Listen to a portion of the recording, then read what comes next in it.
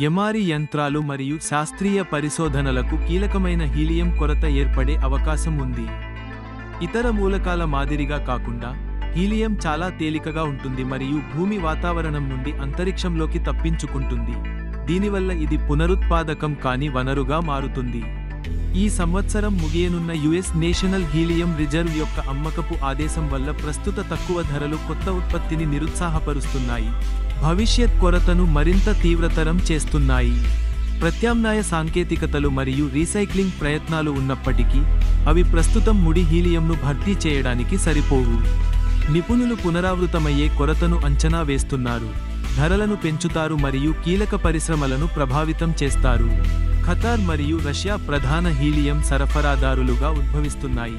ఈ మూలకం యొక్క భౌగోళిక రాజకీయ ప్రాముఖ్యతను నొక్కి చెబుతున్నాయి.